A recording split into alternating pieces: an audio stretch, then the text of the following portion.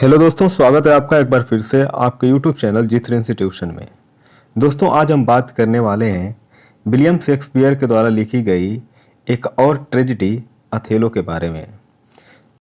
तो दोस्तों, इस प्ले की पूरी कहानी को समझने से पहले हम इसकी कुछ बारीकियों को समझ लेते हैं, इसके बारे में कुछ महत्वपूर्ण जानकारियाँ प्राप्त कर लेते हैं।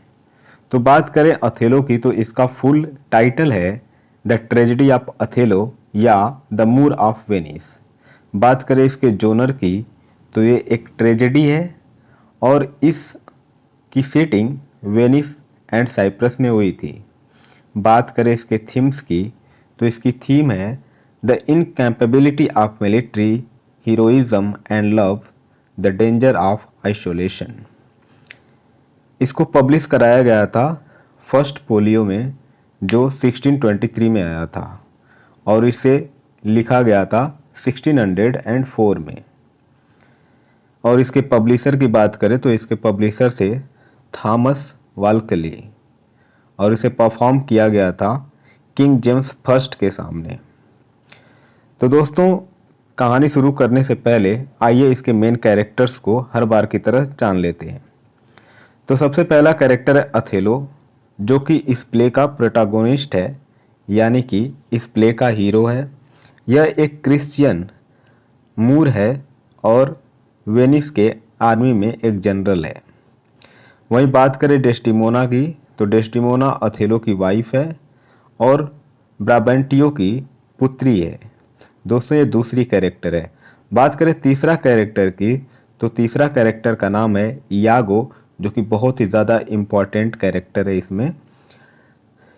इयागो अथेलो का विश्वास पात्र है और इस प्ले का विलेन है, और इयागो की उम्र 28 वर्ष है।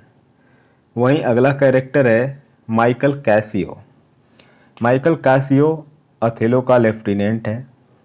कैसियो बहुत ही यंग है और अनुभव विहीन सिपाही है, जिसकी हाई पोजीशन होने पर इयागो को बहुत जलन होती है और वो उसकी बहुत सारी भर्त्सनाएं करता है। और माइकल कैसियो अथेलो का लॉयल है और बहुत ज़्यादा विश्वास पात्र कैप्टन है। अगला कैरेक्टर है एमिलिया। एमिलिया इयागो की वाइफ है और डेस्टिमोना की नौकरानी है। अगला कैरेक्टर है ब्राबेंटियो। ब्राबेंटियो वेनेटेरियन सीनेटर है और डेस्टिमोना का पिता है। रॉडरिगो एक ऐसा व्यक्ति है जो डेस्टिमोना से प्यार करता है, वो भी एक तरफा प्यार है। एक अगला कैरेक्टर है, उसका नाम है बियांका। बियांका कैसियो की लवर है और वो एक प्रोस्टिट्यूट है साइप्रस में। बियांका का फेवरेट कस्टमर कासियो है और कासियो उसे बार बार ये कहकर चिढ़ाता है कि वो उससे शादी करेगा और बार बार शादी करने के लिए प्रॉमिस कर कर उसे चिढ़ाता है। अगला कैरेक्टर है ड्यूक ऑफ वेनिस, जो कि ऑफिशियल अथॉरिटी है वेनिस में। अगला कैरेक्टर है मोंटानो, जो कि साइप्रस में गवर्नर था अथेलो के पहले। अगला कैरेक्टर है ग्रेशियानो, जो कि ब्राबेंटियो का भाई है। और अगला कैरेक्टर है लोडोविको। लोडोविको ब्राबेंटियो का रिश्तेदार है और डेस्टिमोना का चचेरा भाई है। और अंत में कैरेक्टर जो है वो है क्लाउन, जो कि अथेलो का सर्वेंट है। तो दोस्तों, अब देर न करते हुए आइए शुरू करते हैं अथेलो की पूरी कहानी। इटली देश के वेनिस नगर की राज्यसभा में एक धनी और ऐश्वर्यवान सभासद था, जिसका नाम ब्राबेंटियो था। इसके डेस्टिमोना नाम की एक बेटी थी, जिसके रूप तथा गुणों की प्रशंसा देश विदेश में फैली हुई थी। वेनिस नगर के कुछ युवक उसके रूप और लावण्य से आकर्षित होकर और कुछ युवक उसके पिता के धन की इच्छा के कारण डेस्टिमोना से विवाह के इच्छुक थे, लेकिन उसने अपने सजातीय युवकों में से किसी को अपना पति बनाना स्वीकार नहीं किया। वेनिस नगर की सेना में एक वीर सेनापति ओथेलो था, जो मूर यानी कि अफ्रीका के उत्तरीय देश का रहने वाला था। उसका रंग बहुत ही काला था, किंतु उसके साहस, चतुराई तथा बल के कारण वेनिस की सभी सभ्य लोग उसकी इज्जत और आदर करते थे। वह ब्राबैंटियो के घर बहुत आया जाया करता था और डेस्टिमोना उसके आंतरिक गुणों से आकर्षित होकर उससे विवाह करने को तैयार हो गई। डेस्टिमोना में एक बड़ा अपूर्व गुण था, यह था कि वह किसी पदार्थ के बाहरी स्वरूप की अपेक्षा उसके वास्तविक गुणों को अधिक महत्व दिया करती थी। इसी कारण उसने ओथेलो के काले रंग और कुरूप होने की परवाह न करके उसकी वीरता पर मोहित होकर उसको अपना पति बना लिया। काले रंग को छोड़कर ओथेलो सब बातों में सुंदरी डेस्टिमोना के लायक था, क्योंकि वह एक सभ्य पुरुष था। वीरता में कोई उसकी बराबरी नहीं कर सकता था और उसने तुर्क लोगों के खिलाफ वेनिस की ओर से ऐसी बहादुरी दिखाई थी कि थोड़े ही दिनों में वेनिस राज ने उसे एक साधारण सिपाही के पद से उठाकर सेनापति के पद पर नियुक्त कर दिया और सब लोग उस पर बहुत विश्वास करने लगे। ओथेलो और डेस्टिमोना के प्रेम की कहानी इस प्रकार है।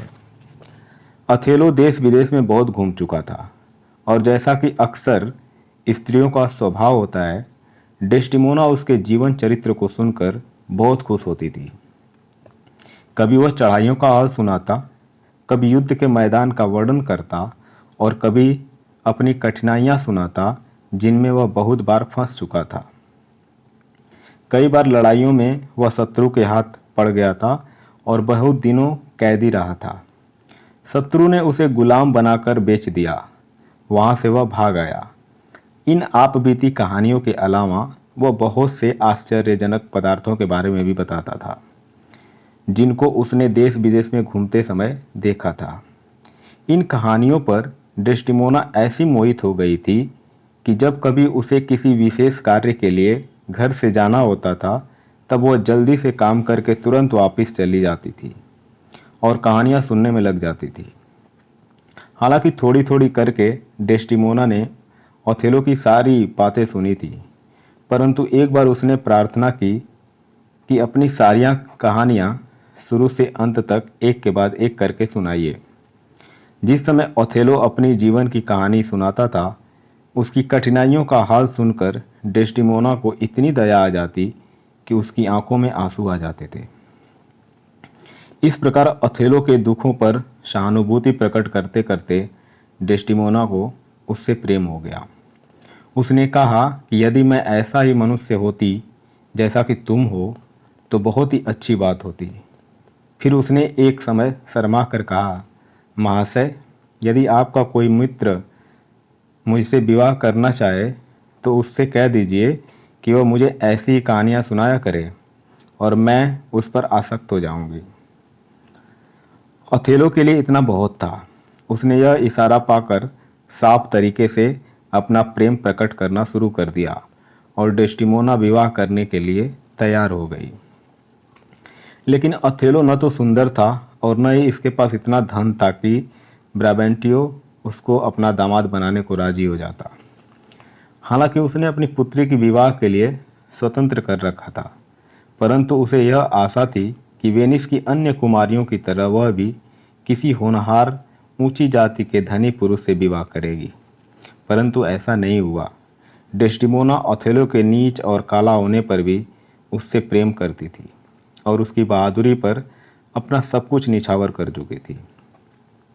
वेनिस की साधारण स्त्रियां इस काले मनुष्य से केवल उसके काले रंग के कारण विवाह नहीं कर रही थीं, परंतु डेस्टिमोना को ओथेलो अपने गुणों के कारण वेनिस नगर के सुंदर पुरुषों से ऊंचा लगता था। इन दोनों का विवाह गुप्त तरीके से हो गया, परंतु जिस रात को विवाहिता डेस्टिमोना ओथेलो के पास चुपके से गई, उसी समय दो पुरुषों रॉडरिगो और यागो ने, जो ओथेलो से दुश्मनी रखते थे, ब्राबैंटियो को जाकर गुप्त विवाह का सारा हाल सुना दिया और ब्राबैंटियो बहुत सारे आदमी लेकर उसी वक्त ओथेलो और अपनी बेटी को पकड़ने के लिए चल दिया। ब्राबैंटियो को लोगों ने यह बताया कि ओथेलो ने डेस्टिमोना पर जादू कर दिया है, नहीं तो यह सुंदरी कभी भी ऐसे काले आदमी से विवाह नहीं करती। जादू से किसी युवती को फुसलाना वेनिस राज्य के नियमों के अनुसार बहुत बड़ा अपराध था। इसलिए ब्राबेंटियो ने उसी रात को वेनिस की राजसभा में जाकर ओथेलो के खिलाफ अभियोग चलाया। उसी रात को दैव गति से वेनिस की राजसभा को यह खबर मिली कि तुर्क लोग युद्ध की बहुत सारी सामग्री इकट्ठी करके साइप्रस द्वीप पर कब्जा करने आ रहे हैं। यह द्वीप वेनिस राज के अधीन था और बहुत दिनों से तुर्क लोग उस पर अपनी खराब नज़र डाल रहे थे। जब दूतों की लगातार खबरें आने लगीं कि तुर्क लोग बहुत पास आ गए हैं, तब राजसभा ने इस महान कार्य के लिए ओथेलो को ही योग्य समझा, क्योंकि ओथेलो के अलावा और कोई पुरुष ऐसा वीर नहीं था जो तुर्कों को हरा सकता। इसलिए एक ओर तो सभा के दूत ओथेलो को युद्ध के लिए निमंत्रण देने आए थे और दूसरी ओर ब्राबेंटियो के नौकर उसे स्त्री हरण के अपराध में सभा में ले जाने के लिए आए थे। ब्राबेंटियो एक बूढ़ा प्रभावशाली पुरुष था। सभा में उसका बहुत आदर सत्कार होता था। इसलिए जब उसने राजसभा में अपनी पुत्री के गुप्त विवाह का हाल सुनाया, तब सारे सभ्य लोग बहुत ध्यान से इस अभियोग को सुनने लगे। परंतु गुस्से से भरे ब्राबेंटियो ने ओथेलो के अपराध को सिद्ध करने के बजाय उसे बढ़ा चढ़ाकर प्रस्तुत किया और प्रमाण देने के स्थान पर संभावनाओं का वर्णन किया।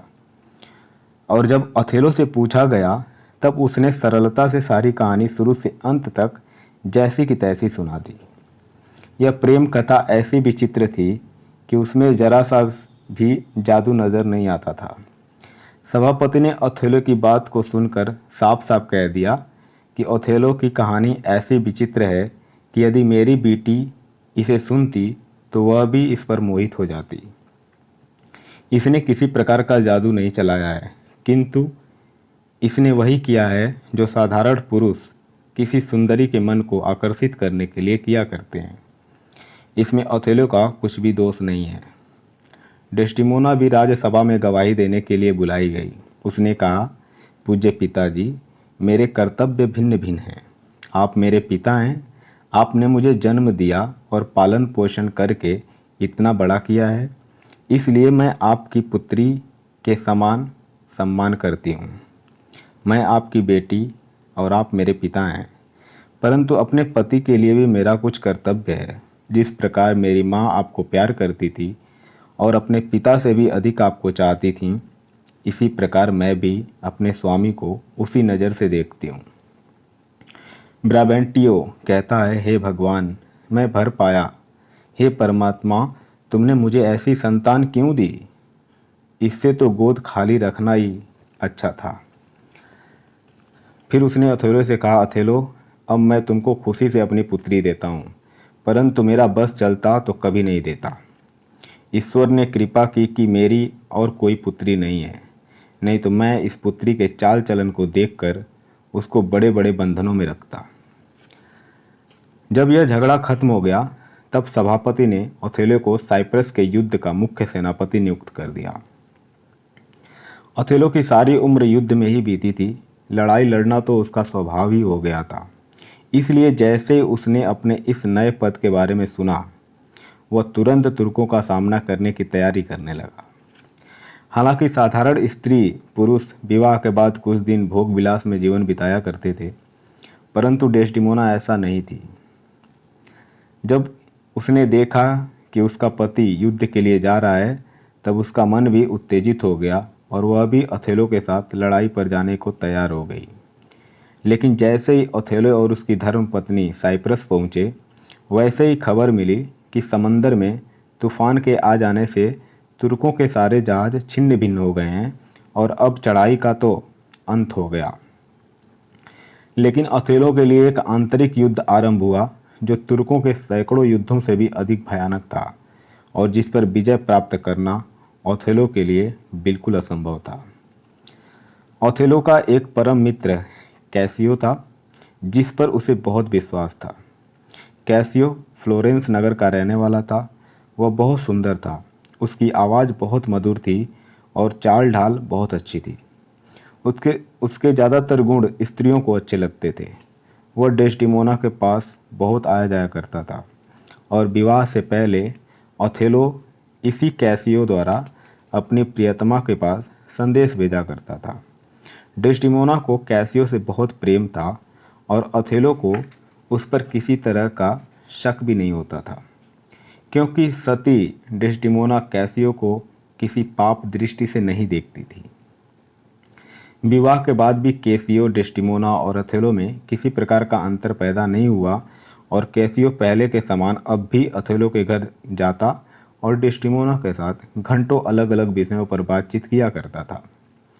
अथेलो हालांकि स्वयं एक गंभीर स्वभाव का पुरुष था, लेकिन वह कैसियो की हंसी मजाक की बातों से बहुत खुश होता था। अथेलो ने कैसियो को अपने नीचे लेफ्टिनेंट बना लिया।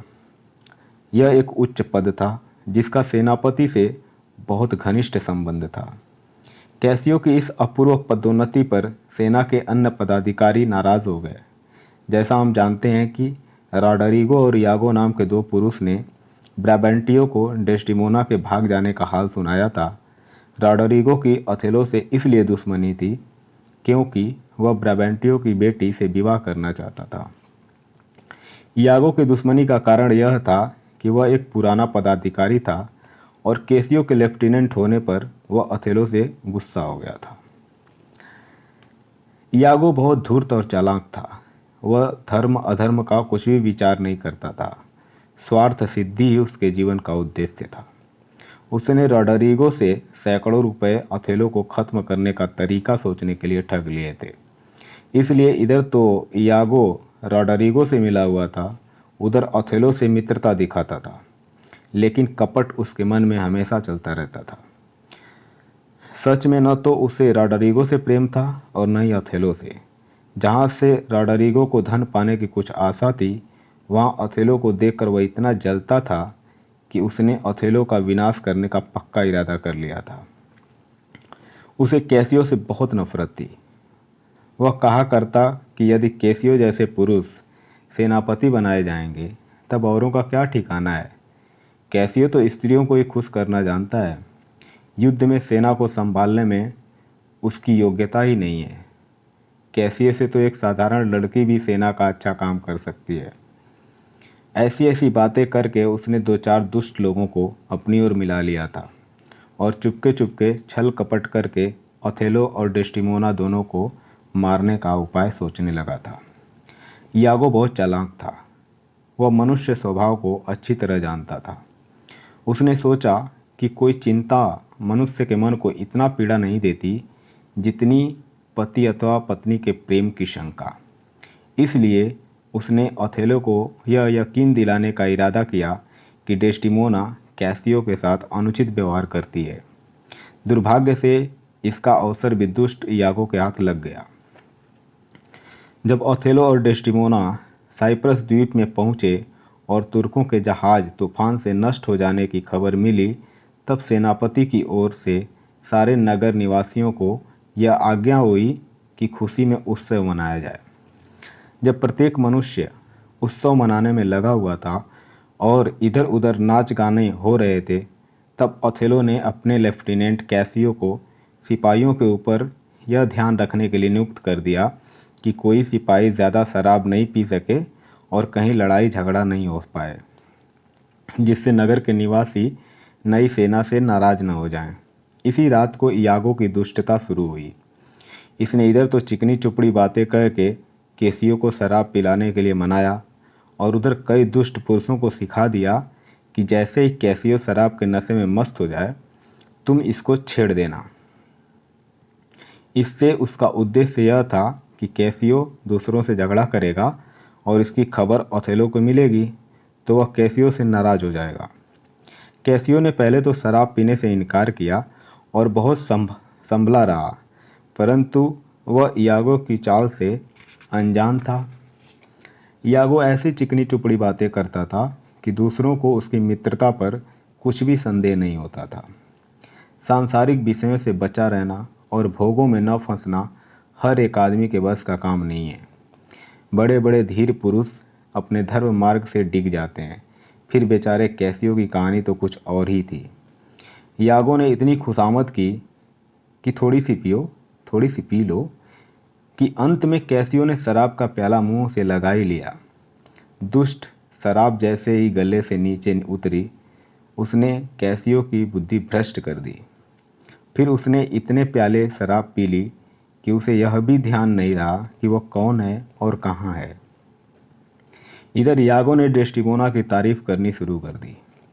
कैसियो को होश हवास तो था ही नहीं। डेस्टिमोना का नाम सुनते ही वह उसकी तारीफ करने लगा। जब इस प्रकार हंसी मजाक में समय बीत रहा था, तब यागो के सिखाए हुए मनुष्यों में से एक ने आकर कैसियो को छेड़ दिया। कैसियो गुस्सा हो गया और उसको मारने दौड़ा। मोंटैनो ने, जो एक योग्य और प्रतिष्ठित आदमी था, बीच बचाव किया, परंतु कैसियो इतना गुस्से में भर गया कि उसने आओ देखा न ताव तुरंत एक चांटा मोंटेनो को भी मार दिया। वह बेचारा घायल हो गया। यागो तो यही चाह रहा था। उसने चारों ओर कोलाहल देखकर घंटी बजा दी। यह घंटी उस समय बजाई जाती थी जब कोई बड़ी मुसीबत आने वाली होती थी। घंटी को सुनते ही ओथेलो, जो शयन कक्ष में सुख भोग रहा था, चौंक पड़ा और तुरंत कपड़े पहनकर बाहर निकल आया। कैसियो अब कुछ होश में आ गया था, परंतु उसे अपने इस अनुचित व्यवहार पर इतनी शर्म आई कि जब ओथेलो ने कैसियो से हाल पूछा, तब उसने शर्म से सिर नीचे कर लिया और गूंगे के समान खड़ा रहा। जब ओथेलो ने गुस्से में आकर मोंटैनो से हाल पूछा, तब उसने यागो की ओर इशारा करके कहा कि आप अपने नौकर से ही पूछ लीजिए। यागो तो बड़ा बना हुआ था। वह मुंह बनाकर कहने लगा, हे भगवान, मुझसे क्यों पूछ रहे हैं? इसमें तो मेरी जीभ कट जाती तो ही अच्छा होता। आज मुझे अपने मित्र कैसियो के खिलाफ गवाही देनी पड़ेगी। सेनाध्यक्ष जी, असली में कैसियो ने कोई बड़ा अपराध नहीं किया है। बस थोड़ी सी भूल जरूर हो गई है, जैसी हर आदमी से हो जाती है।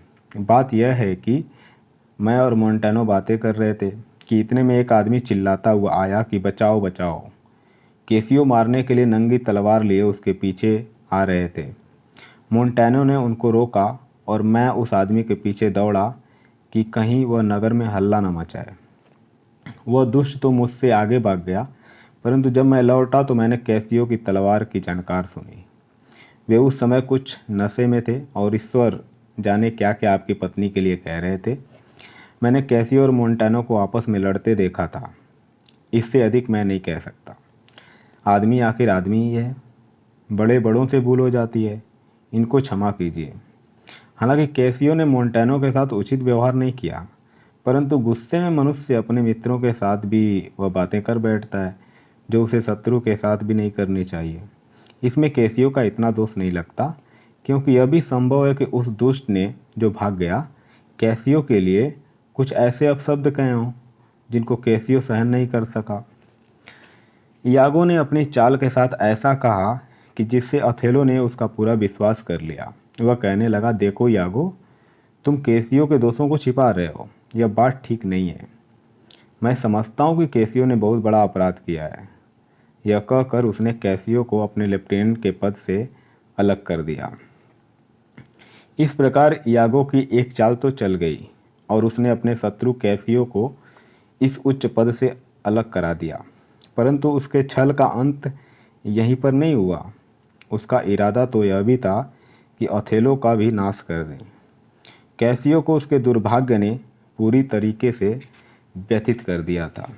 अब उसने दुखी मित्र यागो की तरफ देखकर सोचा कि इसे इतना बेवकूफ़ नहीं होना चाहिए कि वह जानवर बन जाए।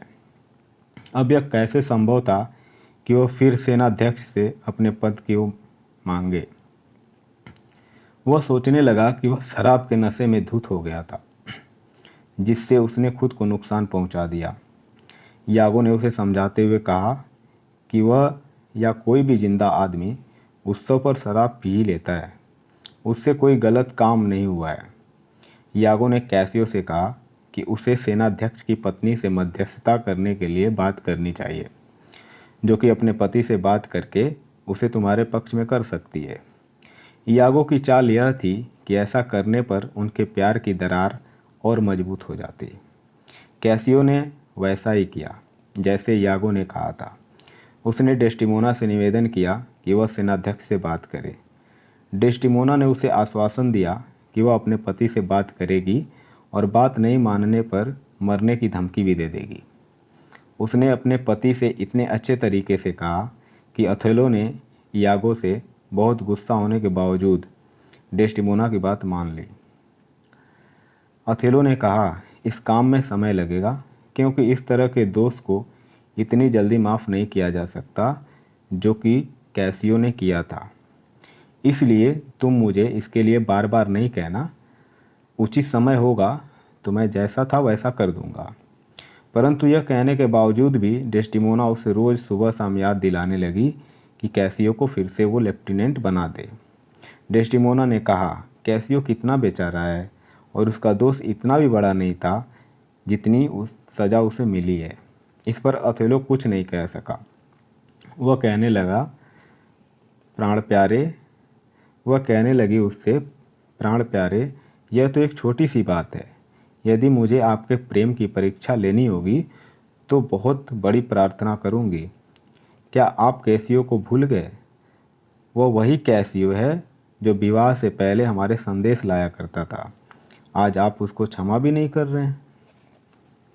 इस बलपूर्वक आग्रह को देखकर अथेलो ने वादा कर दिया कि वह थोड़े दिनों में कैसियो को जरूर क्षमा कर देगा। परंतु यागो ने एक और चाल चली। यागो को यह तो मालूम ही था कि किस समय कैसियो डेस्टिमोना के पास जाता है, क्योंकि यागो की पत्नी एमिलिया डेस्टिमोना के साथ रहती थी। वह अपने पति को सारी बातें बता दिया करती थी। जैसे ही कैसियो डेस्टिमोना के पास से गया, यागो अथेलो के साथ दरवाजे से उसी कमरे में पहुंचा और कैसियो को दूसरी ओर से निकलता देखकर चुपके से कहने लगा, मुझे यह बात अच्छी नहीं लगी।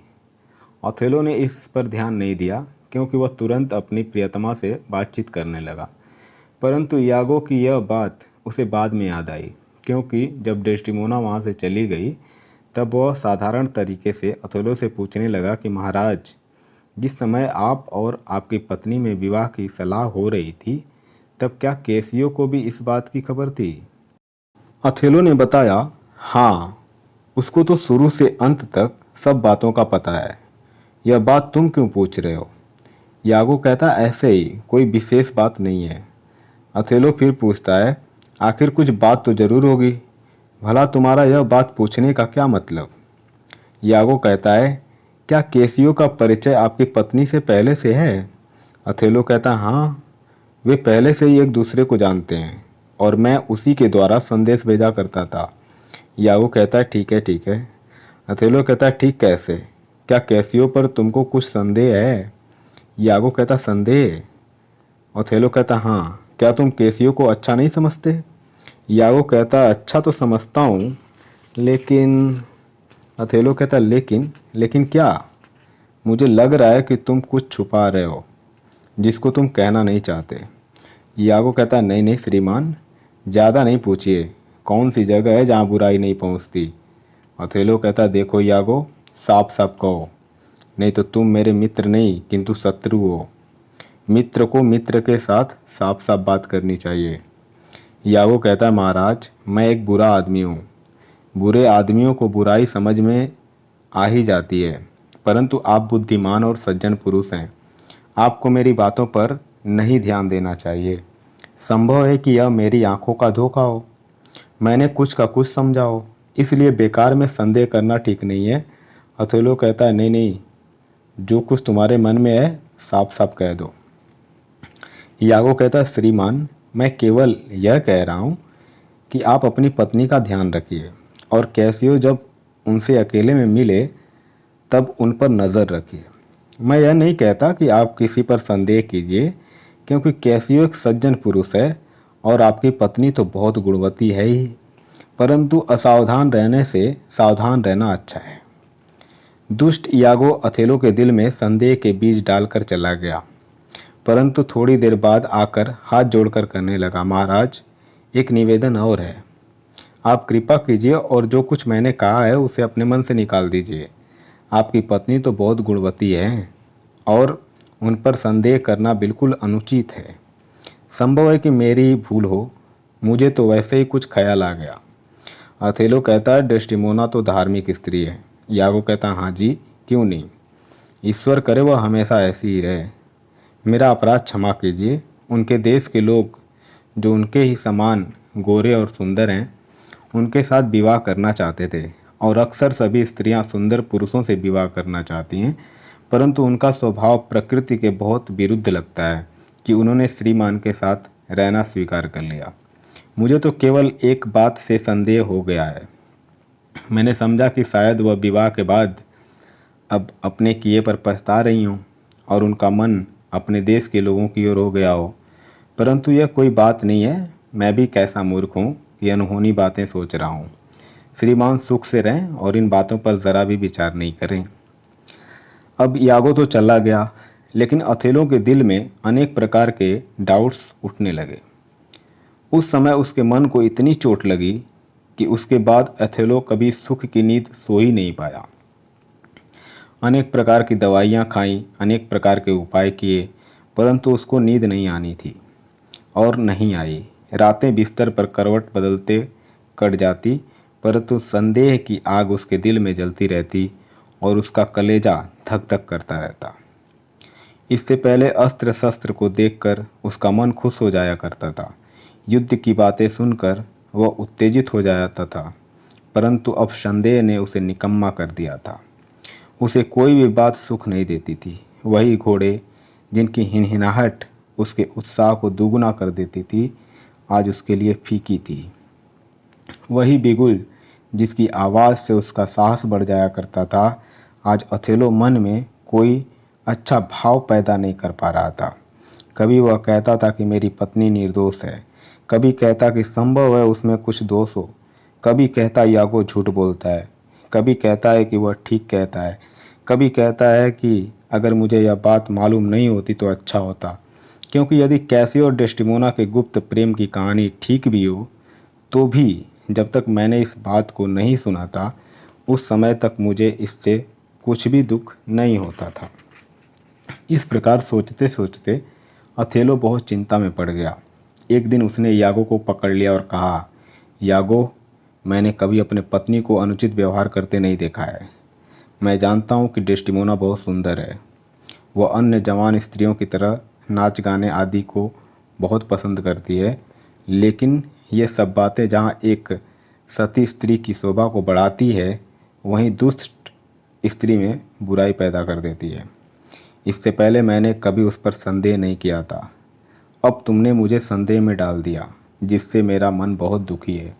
इसलिए या तो तुम इस बात को पूरी तरह सिद्ध कर दो कि मेरी स्त्री उल्टा है, या मुझे अपनी आंखों से दिखा दो, नहीं तो मैं तुम्हें गला घोंट कर मार डालूंगा। यागो मुंह बनाकर कहता है, अरे महाराज, मेरा क्या अपराध है, जाने दीजिए, मुझे अब नौकरी नहीं करनी है। हे परमात्मा, मैंने सच बोलकर यह आफत अपने सिर पर ली है। संसार में सच्चाई से काम नहीं चलता, यहाँ झूठ का राज है। अथेलो कहता है, सच कहो, तुम्हें सिद्ध करना होगा कि मेरी पत्नी कुटिल है, नहीं तो देखो, तुमने मुझे बहुत दुख दिया है, मेरी प्यारी पत्नी पर दोष लगाए हैं, इनके बदले मैं तुम्हें कुत्ते की मौत मारूंगा। यागो कहता है, महाराज, मुझे दुख है कि मैंने आपसे ये सारी बातें कह दी। अच्छा, अब क्या? अब तो मुझे और भी कहना पड़ेगा, नहीं तो मेरी जान चली जाएगी। भला मैं आपको आंखों से कैसे दिखा सकता हूँ? क्या संसार में कभी किसी ने इस प्रकार की बातें आंखों से देखी हैं? हाँ, प्रमाण दे सकता हूँ। अथेलो कहता, हाँ, प्रमाण ही दे दो। यागो कहता, देखिए, एक रात को मेरे दांत में दर्द हो रहा था, इसलिए मुझे नींद नहीं आ रही थी। बहुत से मनुष्य अपने दिल की बातें सपने में सोते सोते बोलते हैं, कैसियो की भी ये आदत है। उस रात को अचानक वह कह उठा, हे डेस्टिमोना, प्यारी डेस्टिमोना, हमारा गुप्त प्रेम किसी पर प्रकट न हो। फिर उसने मेरा हाथ पकड़कर खूब दबाया और कहा, प्यारी, दुख है कि तुम काले आदमी के हाथ लगी, परंतु यह सब सपना था। अथेलो कहता है, सपना तो था, परंतु इससे तो तुमने जो कहा सच लगता है। मैं उस चुड़ैल की सारी हड्डियां तोड़ डालूंगा। यागो कहता है, नहीं नहीं, सोच समझकर काम करना चाहिए। अच्छा, यह तो बताइए, क्या कभी आपने एक रूमाल डेस्टिमोना को दिया था? अथेलो कहता है, हाँ, वही तो मेरी पहली निशानी थी। यागो कहता है, देखिए, वह रूमाल मैंने कैसियो के हाथ में कल देखा था, यह भी एक प्रमाण है। अथेलो कहता है, अब तो मुझे तुम्हारी बात पर पूरा विश्वास हो गया है। अब मैं इसका बदला तुरंत लूँगा। अब कैसियो और वह चुड़ैल दोनों जीवित नहीं रहेंगे। ऐसी मोहनी मूरत और ऐसा दुष्ट काम, ऐसा सोचकर अथेलो को बहुत दुख होता है। यागो कहता है, महाराज, आप दूसरे देश के रहने वाले हैं। आप वेनिस की स्त्रियों के हाल को क्या जाने। मैं यहीं रहता हूँ। मुझे मालूम है कि वेनिस की युवतियाँ अपने पुरुषों से छिपाकर वह काम कर डालती हैं जिससे धरती में भूकंप आ जाए और आकाश ऐसे कामों को देखकर शर्मा जाए। अथेलो कहता, अरे मैं तो इस चुड़ैल को अच्छी तरह जानता था। यागो कहता है, ईश्वर करे आप अब भी ऐसा ही समझें, परंतु क्या आपने देखा नहीं कि आपके साथ विवाह करने में इसी स्त्री ने अपने पूज्य पिताजी को कितना धोखा दिया था। इन बातों को सुनकर अथेलो को अब पूरा विश्वास हो गया कि कैसियो और डेस्टिमोना ने उसे धोखा दिया है। जब जब अथेलो घर जाता था, उसकी पत्नी कैसियो के अपराध को क्षमा करने की जिद करती थी। इधर यागो ने कह रखा था कि डेस्टिमोना और कैसियो से प्रेम का एक प्रमाण यह भी है कि वह उसकी गलती पर दुखी होकर पश्चाताप कर रही है। इन बातों से अथेलो का संदेह और भी पक्का हो गया। अब उसने इरादा कर लिया कि कैसियो और डेस्टिमोना दोनों को मार डालना चाहिए। वह घर पर गया और अपनी पत्नी से रुमाल मांगा।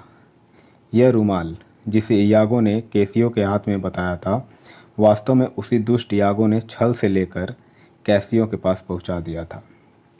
डेस्टिमोना उस रुमाल को जान से भी ज़्यादा प्यार करती थी और अपने हाथ से कभी अलग नहीं करती थी, क्योंकि वह उसके पति की पहली निशानी थी। लेकिन कपटी इयागो ने अपनी पत्नी एमिलिया से कहकर वह रुमाल चुरा लिया था और जिस जगह से होकर कैसियो निकलता था वहाँ डाल दिया था। कैसियो ने रास्ते में रुमाल को पड़ा देखकर उसे उठा लिया। डेस्टिमोना रुमाल के खोने के कारण बहुत दुखी हुई और वह दूसरा रुमाल अथेलो को देने के लिए गई, लेकिन अथेलो वही रुमाल लेना चाहता था। जब उसे वह नहीं मिला तब वह क्रोध में आकर कहने लगा, बुरा हुआ, बहुत बुरा हुआ। वह रुमाल अफ्रीका की एक जादूगरनी ने बनाया था। उसमें यह गुण था कि जब तक वह रुमाल किसी स्त्री के पास रहेगा उसका पति उससे प्रेम करेगा, परंतु जैसे ही वह खो जाएगा उसके पति का प्रेम उससे हट जाएगा। पहले उस जादूगरनी ने वह रुमाल मेरी माँ को दिया था और आज्ञा दी थी कि विवाह के समय मैं उसे अपनी पत्नी को दे दूँ। मैंने वैसा ही किया, परंतु तुमने उसे खो दिया। यह बात अच्छी नहीं है। बेचारी डेस्टिमोना यह बात सुनकर बहुत दुखी हुई, लेकिन अथेलो का ध्यान रुमाल की ओर से हटाने के लिए उसने फिर कैसियो की बात छेड़ दी। अथेलो अब कैसियो के नाम से जलता था और उसने यागो से यह भी कह दिया था कि अगर तुम 3 दिन के भीतर कैसियो को मार डालो तो मैं तुमको अपना लेफ्टिनेंट बना लूँगा। बेचारी डेस्टिमोना ने अपने पति को खुश करने के लिए बहुत सारे उपाय किए, लेकिन उसका गुस्सा बढ़ता ही गया और वह तुरंत घर से बाहर चला गया। डेस्टिमोना को यागो के छल कपट तथा अपने पति के संदेह के बारे में कुछ भी नहीं पता था। वह भोली भाली स्त्री आज अपने पति की बदली हुई आंखें देखकर चकित हो रही थी। आज उसे विश्वास हो गया कि अथेलो के अमृत के समान मन में जरूर किसी दुष्ट ने जहर भर दिया है और उसे कुछ न कुछ संदेह जरूर हो गया है। वह बहुत सोच विचार करने लगी कि अथेलो की नाराज़गी का क्या कारण है, परंतु उसकी समझ में कुछ भी नहीं आया, क्योंकि उसने अपनी ओर से कोई गलती नहीं की थी। फिर वह अपने आप को दोष देने लगी और कहने लगी कि संभव है किसी राज्य संबंधी दुर्घटना ने उसके मन को विक्षिप्त कर दिया है। फिर उसने अपने मन में कहा कि मनुष्य कोई देवता तो है नहीं जिसमें कभी कुछ परिवर्तन नहीं हो। भला हम अपने पति से उसी प्रेम की कब तक आशा कर सकते हैं जो वह विवाह के दिन दिखाते हैं। फिर उस सती डेस्टिमोना ने खुद को ही दोष दिया कि मैं निर्दोष अथेलो पर दोष लगा रही हूँ। इतने में अथेलो फिर घर में आया और डेस्टिमोना पर उल्टा और चरित्रहीन होने का दोष लगाने लगा। डेस्टिमोना के दिल में अपने पति की बातें तीर के समान चुभने लगीं। अथेलो की आंखों से आंसू टप टप निकलने लगे। डेस्टिमोना हाथ जोड़कर और पैर पकड़कर कहने लगी, महाशय, मेरा क्या अपराध है? अगर मैंने किसी अन्य पुरुष का सपने में भी ध्यान किया हो तो आप जैसी चाहें वैसी मौत दे दें। आप मेरे कारण आज इतना रो रहे हैं। हे प्राण प्यारे, दुखी मत हो। मुझे बताइए तो सही कि किस दुष्ट ने आपको संदेह में डाल दिया है। परंतु अथेलो की समझ में कुछ भी नहीं आया। उस पर तो हत्यारे यागो का ऐसा रंग जमा था कि उसे डेस्टिमोना की पवित्रता पर जरा सा भी विश्वास नहीं था। वह कहने लगा, तुम ऐसी चुड़ैल निकली, मैं इस पर विश्वास नहीं कर सकता। मैं हर एक कष्ट को सहन कर सकता था। हे परमात्मा, तुम मुझे गरीब कर देते या किसी परेशानी में डाल देते तो भी इस घोर विपत्ति से अच्छा था। मुझे आज तक किसी तरह का डर नहीं था लगा था, परंतु हाय ये डायन, तुमने मुझे किसी काम का नहीं छोड़ा। डेस्टिमोना को उसके पति की इन बातों ने इतना कष्ट दिया कि उसे एक प्रकार की नींद आ गई और उसे होश नहीं रहा। वह अपने शयन कक्ष में चली गई और विवाह के दिन कपड़े पहनकर सो गई। विवाह के दिन वाले कपड़े पहनकर सो गई। अथेलो थोड़ी देर बाद कमरे में गया कि डेस्टिमोना का गला घोंटकर मार डाले, परंतु अपनी प्रियतमा की भोली भाली सूरत देखकर उसका मन भर आया और वह कहने लगा कि ऐसा कोमल शरीर मारने योग्य नहीं है। फिर उसने अपनी प्रियतमा के मुख का चुंबन किया। एक बार चुंबन किया, परंतु उसका इरादा पक्का था। वह कहने लगा कि इसी रूप ने मुझे धोखे में डाला, इसलिए अब फिर धोखा नहीं खाना चाहिए। डेस्टिमोना अपने पति को इस प्रकार गुस्से में बिस्तर में देख डर गई और हाथ जोड़कर क्षमा मांगने लगी, परंतु अथेलो कब मानने वाला था। उसने साफ साफ कह दिया कि अब तुम भगवान से प्रार्थना करो, वही तुम्हारे पापों को क्षमा करेगा। इस समय तो तुमको अवश्य मरना पड़ेगा। डेस्टिमोना ने अपना अपराध पूछा तो उसने केवल कैसियो और रुमाल का नाम लिया। जैसे डेस्टिमोना ने अपने को निर्दोष सिद्ध करने के लिए कुछ कहना चाहा, वैसे ही अथेलो ने उसके मुंह पर कपड़ा डाल दिया और गला घोंटकर उसे मार डाला। जिस समय डेस्टिमोना की इस प्रकार मृत्यु हुई, उसी समय कैसियो भागता हुआ कमरे में आया। उसके शरीर से खून बह रहा था और उसको कई गहरे घाव लगे थे। अथेलो की आज्ञा पाकर यागो ने उसे मारने के लिए आदमी भेज दिए थे। कैसियो घायल तो हो गया, परंतु बच गया और इस झगड़े में वही आदमी मारा गया जिसे यागो ने भेजा था। उस आदमी की जेब में कई ऐसे पत्र निकले जिनसे साफ होता था कि यागो ने शुरू से ही इन सबको मारने के लिए कपट रचा हुआ था। कैसियो इन पत्रों को लेकर अथेलो के पास क्षमा मांगने के लिए दौड़ कर आया था। इतने हल्ले को सुनकर जब लोग दौड़कर वहाँ गए, एमिलिया भी वहाँ आ गई, जिसने अथेलो को रुमाल की कहानी बताई और जिसे उसने अपने पति यागो के कहने पर वहाँ डाला था। इस विचित्र दुर्घटना को देखकर सब लोगों को बहुत तकलीफ़ हुई। वे सब यागो को बुरा भला कहने लगे और उन्होंने यागो को पकड़कर बड़े बड़े कष्ट देकर उसे मार डाला। अथेलो, जितने बड़े से बड़े कष्ट में भी कभी आंसू नहीं बहाए थे, अपनी मूर्खता पर बिलख कर रो रहा था, मानो अरब के पेड़ गोंद निकाल रहे हैं। असली बात को जानते ही अथेलो की छाती में वज्र सा लगा। अब उसे मालूम हो गया कि वह एक हत्यारा है जिसने अपनी निर्दोष पत्नी को मार डाला। उसे अब अपना जीना असंभव सा लगने लगा था। वह तुरंत अपनी तलवार पर गिर पड़ा और रोते रोते अपनी प्यारी के साथ साथ ठंडा हो गया, यानी कि उसकी मृत्यु हो गई। उसकी वेनिस राज्य में ऐसी प्रतिष्ठा थी कि सब राजसभासदों ने उसकी इस अकाल मृत्यु पर आंसू बहाए और बड़े सम्मान के साथ उनका अंतिम संस्कार किया। तो दोस्तों, आपको ये कहानी कैसी लगी? लाइक, शेयर और सब्सक्राइब करना मत भूलिएगा। Thank you so much.